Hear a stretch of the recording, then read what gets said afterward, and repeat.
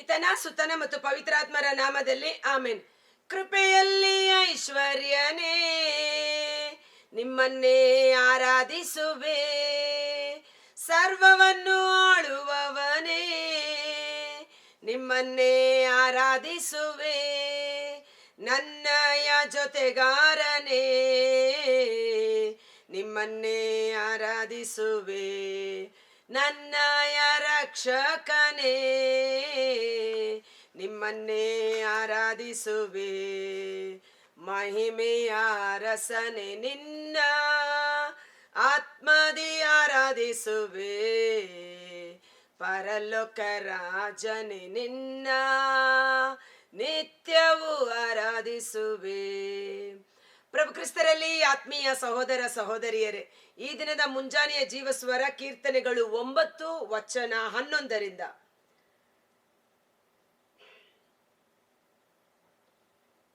ಸಂಕೀರ್ತಿಸಿರಿ ಸಿಯೋನಿನಲ್ಲಿ ವಾಸಿಸುವ ಪ್ರಭುವನು, ಪ್ರಕಟಿಸಿರಿ ಜನತೆಗೆ ಆತನ ಮಹತ್ ಕಾರ್ಯಗಳನ್ನು.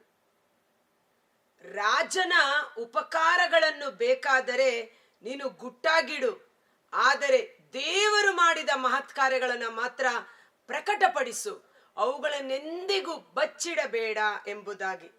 ಇವತ್ತು ರಾಜರು, ಸ್ನೇಹಿತರು, ಬಂಧು ಮಿತ್ರರು ಮಾಡುವ ಒಂದು ಉಪಕಾರಗಳನ್ನು ನಾವು ಬೇಕಾದರೆ ಹೇಳಿಕೊಳ್ಳೋದಕ್ಕೆ ನಾಚಿಕೆ ಪಟ್ಟು ಬಚ್ಚಿಡ್ಬೋದಂತೆ. ಆದರೆ ದೇವರು ಮಾಡಿದ ಉಪಕಾರಗಳನ್ನು, ನಾನು ರೋಗಿಯಾಗಿದ್ದೆ, ರೋಗದಿಂದ ನರಳುತ್ತಿದ್ದೆ, ಆ ಸಮಯದಲ್ಲಿ ಪ್ರಾರ್ಥನೆ ಮೂಲಕ ದೇವರು ನನ್ನನ್ನು ಗುಣಪಡಿಸಿದರು, ಇವತ್ತು ನಾನು ಬದುಕಿರುವುದು ದೇವರ ಕರುಣೆಯಿಂದ, ದೇವರ ಕೃಪೆಯಿಂದ ಎಂದು ದೇವರು ನಮ್ಮ ಜೀವಿತದಲ್ಲಿ ಮಾಡಿದ ಮಹತ್ಕಾರ್ಯಗಳನ್ನು ಸಾಕ್ಷಿಯಾಗಿ ಪರರಿಗೆ ಸಾರುವುದೇ ಆತನ ಮಹತ್ಕಾರ್ಯಗಳನ್ನು ಪ್ರಕಟಪಡಿಸುವುದಾಗಿದೆ. ರಕ್ತಪಾತ ಲೆಕ್ಕಿಸಿ ಸೇಡು ತೀರಿಸುವಾತ ನಮ್ಮ ದೇವರಿಗಿರುವ ಮತ್ತೊಂದು ಹೆಸರು. ರಕ್ತಪಾತವನ್ನ ಲೆಕ್ಕಕ್ಕೆ ಇಟ್ಟುಕೊಂಡು ಸೇಡು ತೀರಿಸುವಾತ. ಮುಯ್ಯಿಗೆ ಮುಯ್ಯಿ ತೀರಿಸುವುದು ನನ್ನ ಕೆಲಸ, ನೀವಾದರೋ ನಿಮ್ಮ ಶತ್ರುಗಳನ್ನು ಆಶೀರ್ವದಿಸಿರಿ, ಅವರನ್ನು ಕ್ಷಮಿಸಿರಿ, ಅವರಿಗಾಗಿ ಪ್ರಾರ್ಥಿಸಿರಿ.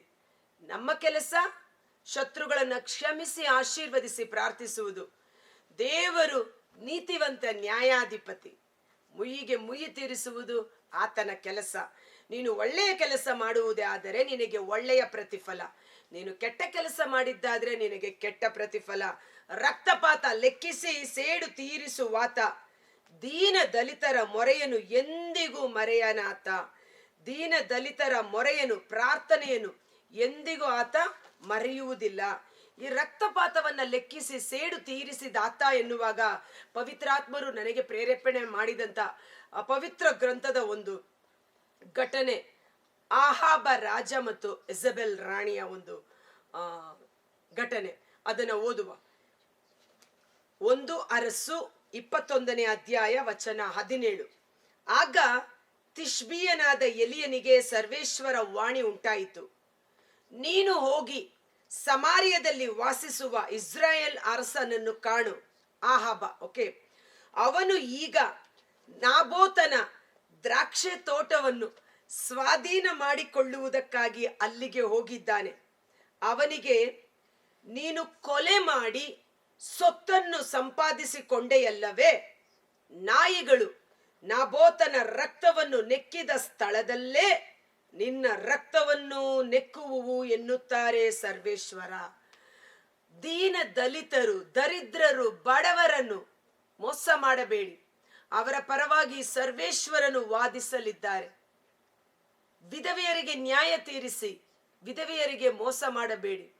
ಇಲ್ಲಿ ನಾಬೋತ ಎನ್ನುವನು ಒಂದು ಸಣ್ಣ ದ್ರಾಕ್ಷ ತೋಟವನ್ನು ಇಟ್ಟುಕೊಂಡು ನೆಮ್ಮದಿಯಿಂದ ಜೀವಿಸುತ್ತಿದ್ದಂತ ಒಬ್ಬ ವ್ಯಕ್ತಿ. ಆಹಾಬ ರಾಜ ದಾರಿಯಲ್ಲಿ ಹೋಗುವಾಗ ಅವನ ತೋಟವನ್ನ ನೋಡಿ, ಆಹಾ, ಈ ಸ್ಥಳ ಎಷ್ಟು ಸುಂದರವಾಗಿದೆ, ಈ ಸ್ಥಳ ನನಗೆ ಬೇಕೇ ಬೇಕು ಎಂದು ನಾಬೋತನನ್ನ ಕರೆದು ಕೇಳುತ್ತಾನೆ, ಈ ಸ್ಥಳವನ್ನ ನನಗೆ ಬಿಟ್ಟುಕೊಡು, ನಾನು ನಿನಗೆ ಇದಕ್ಕಿಂತ ಉತ್ತಮವಾದ ಸ್ಥಳವನ್ನ ಕೊಡುತ್ತೇನೆ ಎಂಬುದಾಗಿ. ಆಗ ನಾಬೋತನು ಹೇಳುತ್ತಾನೆ, ಇದು ನನ್ನ ಪೂರ್ವಜರಿಂದ ಬಂದಂತ ಸೊತ್ತು, ಇದನ್ನು ನಾನು ಎಂದಿಗೂ ಮಾರುವುದಿಲ್ಲ, ಇದು ನನಗೆ ಸಾಕು ಎಂಬುದಾಗಿ ತಿರಸ್ಕರಿಸುತ್ತಾನೆ. ಕೋಪೋದ್ರಿಕ್ತನಾದ ಆಹಾಬ ರಾಜ ಮನೆಗೆ ಹೋಗುವಾಗ ಇಸಬೆಲ್ ರಾಣಿ ಆಹಾಬನ ಕೋಪ ಕಾರಣ ಏನು ಎಂದು ಕಂಡುಹಿಡಿದು ಕುಯುಕ್ತಿಯಿಂದ ತನ್ನ ಸೈನಿಕರನ್ನು ಕಳಿಸಿ ನಾಬೋತನನ್ನು ಕೊಂದು ಹಾಕುತ್ತಾಳೆ. ಆತನ ರಕ್ತ ಬೀದಿಯಲ್ಲಿ ಚೆಲ್ಲಲ್ಪಡುತ್ತದೆ, ನಾಯಿಗಳು ನೆಕ್ಕುತ್ತವೆ. ತನ್ನ ಗಂಡ ಆಹಾಬನಿಗೆ ಇಸಬೆಲ್ ರಾಣಿ ಹೇಳುತ್ತಾಳೆ, ಇಗೋ ನೀನು ಇಷ್ಟಪಟ್ಟ ತೋಟವನ್ನ ನಿನಗೆ ನಾನು ದೊರಕಿಸಿಕೊಟ್ಟಿದ್ದೇನೆ. ಆಹಾಬನಿಗೆ ಬಹಳ ಖುಷಿ, ತಾನು ಇಷ್ಟಪಟ್ಟಿದ್ದು ನಮಗೆ ದೊರಕಿತು ಎಂಬುದಾಗಿ. ಆದರೆ ಅನ್ಯಾಯವಾಗಿ ಅಕ್ರಮವಾಗಿ ಬಡವನನ್ನು ತಾತ್ಸಾರ ಮಾಡಿ ಕೊಲೆ ಮಾಡಿ ಸಂಪಾದನೆ ಮಾಡಿದ ಆಸ್ತಿ ಅವನಿಗೆ ಮುಯ್ಯಿ ತೀರಿಸುವ ವಸ್ತುವಾಗಿ ಬದಲಾಯಿತು. ಆ ನಾಬೋತನ ಪರವಾಗಿ ವಾದ ಮಾಡುವವರು ಯಾರೂ ಇಲ್ಲದಿದ್ದರು, ಎಲ್ಲವನ್ನು ನೋಡುವ ಸರ್ವಶಕ್ತನಾದ ದೇವರು ಅದಕ್ಕೆ ಮುಯ್ಯಿ ತೀರಿಸಲು ಮುಂದಾಗುತ್ತಾರೆ. ಅದಕ್ಕೆ ದಾವಿದರಸ ಹೇಳುದು, ಮೇ ಬಿ ಈ ದಾವಿದರಸ ನೋಡಿ ಮೋಶೆಯ ಗ್ರಂಥದ ಬಗ್ಗೆ ಮಾತನಾಡ್ತಾರೆ, ಎಲ್ಲ ಹಳೆಯ ಒಡಂಬಡಿಕೆಯ ಗ್ರಂಥಗಳ ಕುರಿತು ಹೆಚ್ಚು ಅವರು ನೆನಪಿಗೆ ತಂದುಕೊಂಡು ಮಾತನಾಡುವುದನ್ನು ನಾವು ನೋಡ್ತೇವೆ. ಮೋಶೆಯ ಕಾಲದಲ್ಲಿ ದಾವಿದ ಇರಲಿಲ್ಲವಾದರೂ ಸಹ ಕೆಂಪುಗಳನ್ನು ಇಬ್ಬಾಗ ಮಾಡಿದಾತನೇ ನಿನಗೆ ಸ್ತೋತ್ರ ಎಂದು ಹೇಳುತ್ತಾರೆ. ಸೊ ದೇವರು ಮಾಡಿದ ಅದ್ಭುತ ಕಾರ್ಯಗಳನ್ನು ನೆನಪಿಗೆ ತಂದುಕೊಂಡು ದೇವರಿಗೆ ಸ್ತುತಿಸಿ ದೇವರ ಹೃದಯಕ್ಕೆ ಆಪ್ತನಾದ ವ್ಯಕ್ತಿಯಾಗಿ ದಾವಿದ ಮಾರ್ಪಟ್ಟ. ಓಕೆ, ಅದಕ್ಕೆ ಸರ್ವೇಶ್ವರನಾದ ದೇವರು ಎಲಿಯ ಪ್ರವಾದಿಯನ್ನು ಕರೆದು ಹೇಳುತ್ತಾರೆ, ನೀನು ಹೋಗಿ ಆಹಾಬ ರಾಜನಿಗೆ ಹೇಳು, ನೀವು ಮಾಡಿದ ರಕ್ತಾಪರಾಧ ಯಾರಿಗೂ ತಿಳಿದಿಲ್ಲ ಎಂದು ಭಾವಿಸುವೆಯೋ, ಇಗೋ ಆ ನಾಬೋತನ ರಕ್ತವನ್ನ ನಾಯಿಗಳು ಹೇಗೆ ನೆಕ್ಕಿತೋ ಅದೇ ರೀತಿ ನಿನ್ನ ರಕ್ತವನ್ನು, ನಿನ್ನ ಹೆಂಡತಿಯ ರಕ್ತವನ್ನು ನಾಯಿಗಳು ನೆಕ್ಕುವುವು. ಸರ್ವೇಶ್ವರನ ನುಡಿಯಂತೆ ಆಹಾಬನು ಯುದ್ಧಭೂಮಿಯಲ್ಲಿ ಸಾಯುತ್ತಾನೆ, ನಾಯಿಗಳು ಅವನ ರಕ್ತವನ್ನ ನೆಕ್ಕುತ್ತವೆ. ಇಸಬೆಲ್ ರಾಣಿ ಅರಮನೆಯಿಂದ ಕೆಳಗಡೆ ಬಿದ್ದು ತಲೆ ಕೆಳಗಾಗಿ ಸಾಯುತ್ತಾಳೆ, ಆಕೆಯ ರಕ್ತವನ್ನು ಸಹ ನಾಯಿಗಳು ನೆಕ್ಕುತ್ತವೆ. ಸೊ ಬಡವರಿಗೆ ಅನ್ಯಾಯವಾಗಿ ಮೋಸ ಮಾಡದಿರಿ, ದೀನ ದಲಿತರ ಪರವಾಗಿ ದೇವರು ಕಾರ್ಯ ಮಾಡುವವರಾಗಿದ್ದಾರೆ. ಆತ ರಕ್ತಪಾತಕ್ಕೆ ಸೇಡು ತೀರಿಸಿಕೊಳ್ಳುವಾತ. 13ನೇ ವಚನ, ಮೃತ್ಯುವಿನ ಬಾಯಿಂದೆನ್ನ ಬದುಕಿಸುವ ಪ್ರಭು ಕನಿಕರಿಸು, ವೈರಿ ವಿರೋಧಿಗಳು ಎನೆಗೆ ಗೈದ ಕಿರುಕಳವನ್ನು ನೀ ಗಮನಿಸು. ವೈರಿಗಳು ಕೊಡುವ ಕಿರುಕಳವನ್ನ ಯಾರು ಗಮನಿಸ್ತಾರೆ? ಎಸ್, ಯಾರೂ ಗಮನಿಸದಿದ್ದರು ಎಲ್ಲವನ್ನು ನೋಡುವ ಸರ್ವೇಶ್ವರ ಅದಕ್ಕೆ ತಕ್ಕ ಪ್ರತಿಫಲವನ್ನು ನೀಡುತ್ತಾರೆ. ಆಗ ಸಿಯೋನ್ ನಗರಿಯ ದ್ವಾರದಲ್ಲೇ ನಿಲ್ಲುವೆನು, ನಿನ್ನ ಗುಣಾತಿಶಯಗಳನ್ನು ಪ್ರಸಿದ್ಧಪಡಿಸುವೆನು, ನೀನಿತ್ತ ಮುಕ್ತಿಗಾಗಿ ಆನಂದಗೊಳ್ಳುವೆನು. ಬಿದ್ದರು ಹೊರನಾಡಿಗರು ತಾವು ತೋಡಿದ ಗುಣಿಯಲೆ. ಹಿಂದಿನ ದಿನ ನಾವು ಧ್ಯಾನಿಸಿದ್ದೇವೆ, ನಾವು ಪರರಿಗಾಗಿ ನಾವು ಹಳ್ಳ ತೋಡಿದರೆ ಆ ಹಳ್ಳದಲ್ಲಿ ನಾವೇ ಬೀಳುತ್ತೇವೆ. ಸಿಕ್ಕಿಕೊಂಡಿತವರ ಕಾಲು ಅವರೊಡ್ಡಿದ ಬಲೆಯಲೆ. ಪ್ರಭುವಿತ್ತ ನ್ಯಾಯ ತೀರ್ಪೇ ಆತನಿಗೆ ಪ್ರಚಾರಕ, ದುಷ್ಟರು ಗೈದ ಕುಯುಕ್ತಿಯೇ ಅವರಿಗೆ ಸಂಹಾರಕ. ಪ್ರಭು ಕೊಡುವ ನ್ಯಾಯ ತೀರ್ಪು, ದುಷ್ಟರು ಮಾಡುವ ಕುಯುಕ್ತಿಯೇ ಅವರಿಗೆ ರಿಟರ್ನ್ ಗಿಫ್ಟ್ ತರ ಬರ್ತಾ ಇರುತ್ತೆ. ಕೆಳ ಪಾತಾಳ ಒಂದೇ ಗತಿ ದುಷ್ಟರಿಗೆ, ದೇವರನ್ನು ಕೈಬಿಟ್ಟ ರಾಷ್ಟ್ರಗಳಿಗೆ. ದರಿದ್ರರನ್ನು ದೇವರು ಎಂದಿಗೂ ಮರೆಯುವುದಿಲ್ಲ, ನಿರ್ಗತಿಕರ ನಿರೀಕ್ಷೆ ಕೈಗೂಡದೆ ಇರುವುದಿಲ್ಲ. ಮೋಸವಾದರೂ ನಿನಗೆ ಭಯಪಡಬೇಡ, ದೇವರನ್ನು ಆಶ್ರಯಿಸಿಕೊ. ತಡವಾದರೂ ನಿನಗೆ ದೇವರು ನ್ಯಾಯವನ್ನ ಒದಗಿಸಿಕೊಡುವವರಾಗಿದ್ದಾರೆ. ಹೇಗೆ ಆ ಬಡ ವಿಧವೆ ಒಬ್ಬ ಕಠಿಣ ನ್ಯಾಯಾಧೀಶ ಆತನ ಮನೆ ಬಾಗಿಲಿಗೆ ಹೋಗಿ ಲೂಕ 18 ವಚನ 1-7 ನೋಡ್ತೇವೆ. ಪದೇ ಪದೇ ನನಗೆ ನ್ಯಾಯ ದೊರಕಿಸಿಕೊಡಿ ಎಂದು ಮನೆಯ ಬಾಗಿಲು ತಟ್ಟುತ್ತಾಳೆ. ಅವನು ಕಠಿಣ ನ್ಯಾಯಾಧೀಶ, ಯಾರಿಗೂ ಅವನು ಬೆದರುವವನಲ್ಲ. ಆದರೂ ಈ ಬಡ ವಿಧವೆ ದಿನಾ ಬಂದು ನನ್ನನ್ನು ಪೀಡಿಸುತ್ತಿದ್ದಾಳಲ್ಲ, ಇವಳ ಒಂದು ಕಾಟವನ್ನ ತಪ್ಪಿಸಿಕೊಳ್ಳೋಣ ಎನ್ನುವುದಕ್ಕಾದರೂ ಎದ್ದು ಬಂದು ಅವನು ನ್ಯಾಯ ತೀರಿಸುತ್ತಾನೆ. ಹೀಗಿರುವಲ್ಲಿ ದೇವರು ಆಯ್ದುಕೊಂಡ ಮಕ್ಕಳು ರಾತ್ರಿ ಹಗಲು ದೇವರಲ್ಲಿ ಮೊರೆ ಇಡುವುದಾದರೆ ಆತನು ನ್ಯಾಯ ತೀರಿಸಲು ತಡಮಾಡಿಯಾನೇ? ಎಂದಿಗೂ ಇಲ್ಲ. ನಿಮ್ಮ ನಂಬಿಕೆ ನಿರೀಕ್ಷೆ ಎಂದಿಗೂ ವ್ಯರ್ಥವಾಗುವುದಿಲ್ಲ. ಇದಕ್ಕೆ ರೆಲೆವೆಂಟ್ ಆಗಿ ಜ್ಞಾನೋಕ್ತಿಗಳ ಗ್ರಂಥ 23ನೇ ಅಧ್ಯಾಯ ವಚನ 18. 17-18 ಪಾಪಿಗಳನ್ನು ನೋಡಿ ಅಸೂಯೆ ಪಡಬೇಡ, ಸರ್ವೇಶ್ವರನಲ್ಲಿರಲಿ ನಿರಂತರ ಭಯಭಕ್ತಿ. ನಿನ್ನ ಭಯಭಕ್ತಿ ದೇವರಲ್ಲಿ ವಿಶ್ವಾಸ ಸದಾಕಾಲ ಇರಲಿ, ಆಗ ನಿನ್ನ ಭವಿಷ್ಯ ಶುಭದಾಯಕವಾಗಿರುವುದು, ನಿನ್ನ ನಿರೀಕ್ಷೆ ಸಾರ್ಥಕವಾಗುವುದು. ನೀನು ಏನನ್ನು ನಂಬಿ ದೇವರಲ್ಲಿ ಬೇಡುತ್ತಿದ್ದೀಯೋ, ನಿಮ್ಮ ಪ್ರಾರ್ಥನಾ ಕೋರಿಕೆಗಳು, ನಿಮ್ಮ ಉದ್ದೇಶಗಳು, ನಿಮ್ಮ ನಿರೀಕ್ಷೆ ಸಾರ್ಥಕವಾಗುವುದು, ನೆರವೇರಿಯೇ ತೀರುವುದು. 19ನೇ ವಚನ, ಎದ್ದೇಳು ಪ್ರಭು, ಜಯ ದೊರಕದಿರಲಿ ನರಮಾನವನಿಗೆ, ನಡೆಯಲಿ ನಿನ್ನ ಮುಂದೆಯೇ ನ್ಯಾಯ ನಿರ್ಣಯ ಜನಾಂಗಗಳಿಗೆ.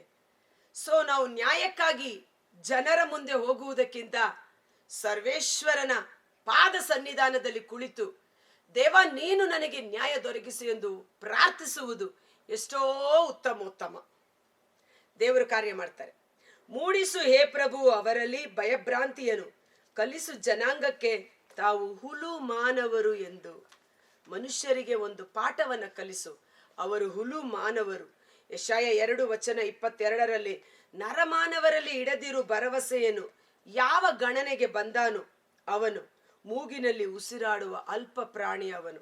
ಒಂದು ಕ್ಷಣ ಕಾಲ ನಾವು ನಮ್ಮ ಕಣ್ಗಳನ್ನು ಮುಚ್ಚೋಣ. ಕರ್ತರಾದ ಯೇಸುವೆ, ಈ ಮುಂಜಾನೆ ಜೀವಸ್ವರವನ್ನು ಆಲಿಸುತ್ತಿರುವ ಪ್ರತಿಯೊಬ್ಬ ಸಹೋದರ ಸಹೋದರಿ ಅವರ ಕುಟುಂಬಗಳನ್ನು ನಿಮ್ಮ ಕರಗಳಿಗೆ ಸಮರ್ಪಿಸುತ್ತೇನೆ. ಇಂದು ಅನೇಕರು ಅನ್ಯಾಯವಾಗಿ ನಮ್ಮ ಆಸ್ತಿ ಪಾಸ್ತಿ ಕಳೆದುಕೊಂಡಿದ್ದೇವೆ, ಅನ್ಯಾಯವಾಗಿ ನಮ್ಮ ಜೀವನವನ್ನ ನಾಶ ಮಾಡಿದ್ದಾರೆ, ನಮ್ಮ ಹೆಸರನ್ನ ಹಾಳು ಮಾಡಿದ್ದಾರೆ, ನಮ್ಮನ್ನ ಸೂರೆ ಒಡೆದಿದ್ದಾರೆ, ನಮ್ಮನ್ನ ಬಡವರನ್ನಾಗಿ ದರಿದ್ರರನ್ನಾಗಿ ಬಿಟ್ಟಿದ್ದಾರೆ ಎಂದು ಎಷ್ಟೋ ಮಂದಿ ಗೋಳಾಡುತ್ತಿರಬಹುದು.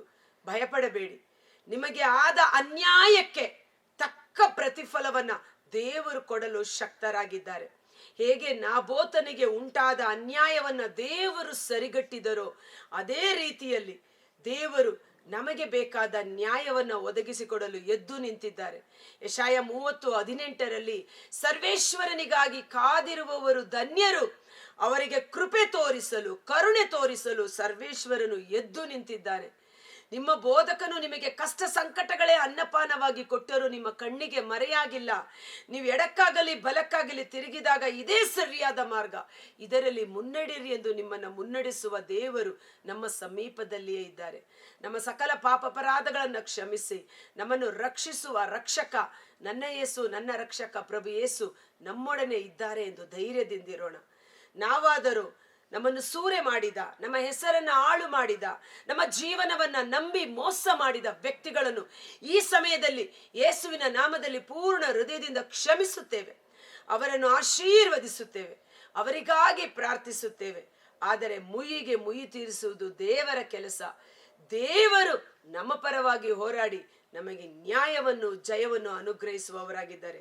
ಈ ದಿನ ವಿಶೇಷವಾಗಿ ಯಾರೆಲ್ಲ ಕೋರ್ಟು ಕೇಸುಗಳಿಗೆ ನ್ಯಾಯಕ್ಕಾಗಿ ಅಲೆದಾಡುತ್ತಿದ್ದಾರೋ ಅವರೆಲ್ಲರ ಪರವಾಗಿ ಪರಿಶುದ್ಧಾತ್ಮರು ಕಾರ್ಯ ಮಾಡಿ ಅವರಿಗೆ ಬಿಡುಗಡೆಯನ್ನು, ಜಯವನ್ನು, ನ್ಯಾಯವನ್ನು ತಂದುಕೊಡುವಂತಾಗಲಿ.